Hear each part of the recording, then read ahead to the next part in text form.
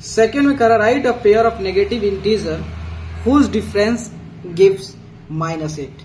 कह रहा भाई देखो आपको दो इंटीजर लेना है, वो भी नेगेटिव होने चाहिए।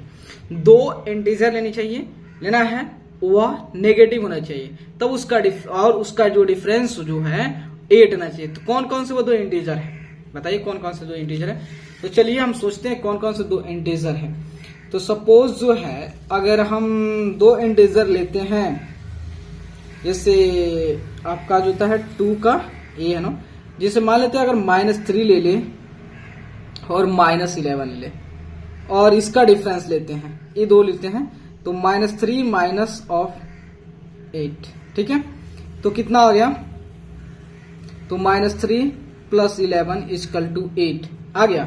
इसका मतलब दो इंटीजर -3 और -11 हो सकता है, और भी हो सकता है, ठीक है। लेकिन हमें एक एक पूछा, एक एक पे फोकस करेंगे।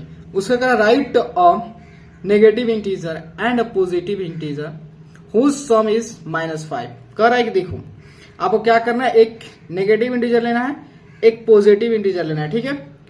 वही आपको नेगेटिव इंटीजर लेना है और वही आपको पॉजिटिव इंटीजर लेना है जिसका सम जो है -5 होना चाहिए। तो कौन कौन से दो इंटीजर होना चाहिए?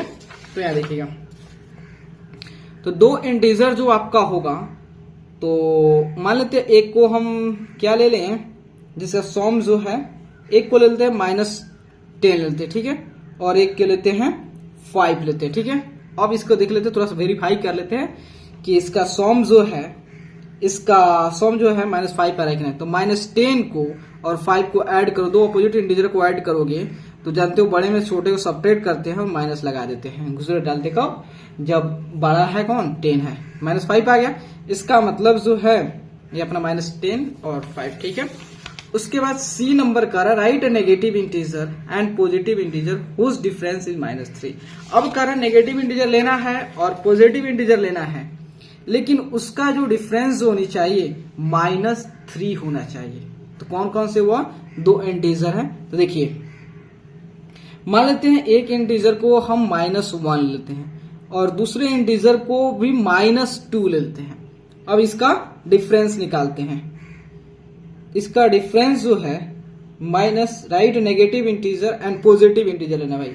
एक नेगेटिव इंटीजर लेते हैं और एक 2 को पॉजिटिव लेते हैं, ठीक है। अब इसका डिफरेंस निकालते हैं। -1 में से 2 को घटाते हैं, 2 को घटाते हैं, कितना आ गया? -3। तो हमारा एक -1 हो जाएगा, एक 2 हो जाएगा, समझ गए?